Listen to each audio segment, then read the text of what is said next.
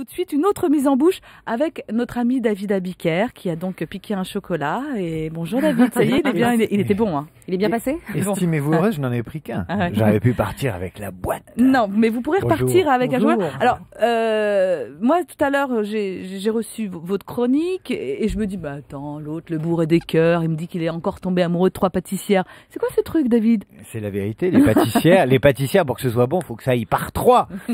Je voudrais vous parler d'une pâtisserie, oui, dont le gâteau star s'appelle le Merveilleux. Ah, je connais. Elle a failli s'évanouir. Oh là là, c'est terrible. Alors je continue quand même. Moi, je prends chocolat.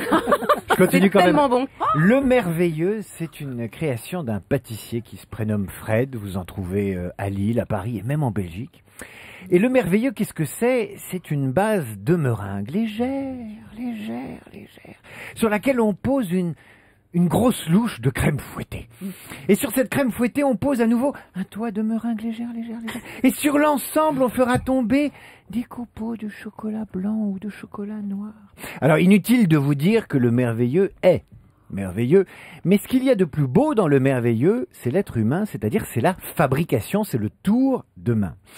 Et là, c'est Vivaldi, Antonio, que je veux convoquer. Vivaldi, le prêtre vénitien et musicien génial, pour vous conter ce qui se passe dans la vitrine de ces pâtisseries qui fabriquent le Merveilleux et rien que le Merveilleux. C'est comme si vous vendiez une seule entrecôte. Dans la vitrine de cette pâtisserie, il y a des jeunes filles, des pâtissières qui font des merveilleux toute la journée. Elles ne font que du merveilleux.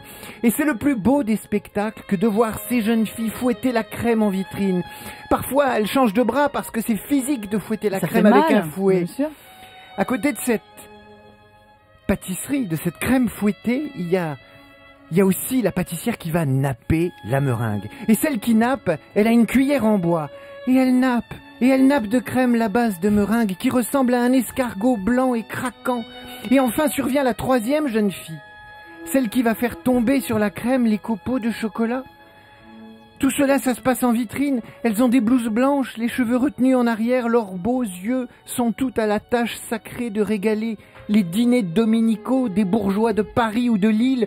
Et ce ne sont pas des métiers de bouche que pratique le trio magnifique, mais une symphonie pour crème fouettée, meringue et copeaux de chocolat.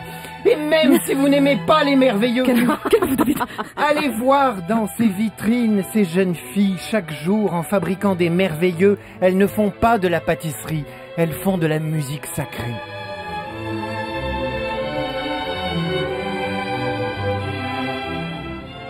Julia connaît effectivement très bien le Merveilleux. Elle vient de